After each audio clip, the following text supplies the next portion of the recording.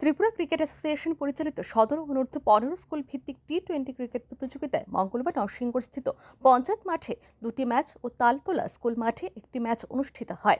এদিন তালতলা স্কুল মাঠে আয়োজিত ম্যাচে মুখোমুখি হয় Mahatma Gandhi memorial HS school ও বিদ্রোহী কবি নজরুল বিদ্যা মন্দির। ম্যাচ 6 উইকেটে মহাত্মা গান্ধী মেমোরিয়াল স্কুলকে পরাজিত করে বি গ্রুপের টানা 2 ম্যাচ জয়ী হয়ে পয়েন্ট তালিকায় শীর্ষস্থানে রয়েছে নজরুল বিদ্যা মন্দির।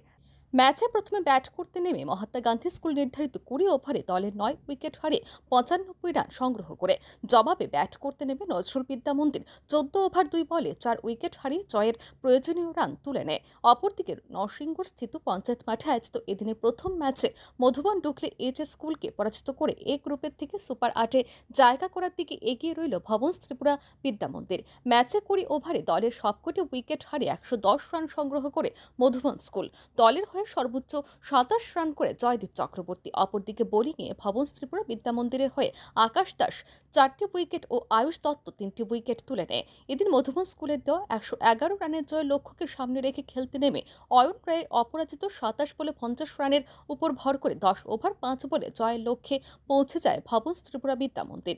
অন্যদিকে পঞ্চায়েত মাঠে আয়োজিত দিনের দ্বিতীয় খেলায় হেনরি ডিরোজিও বিদ্যালয় 84 রানের ব্যবধানে ক্ষুদিরাম বসু বিদ্যালয়কে পরাজিত করে জয় দিয়ে টুর্নামেন্ট শুরু করে।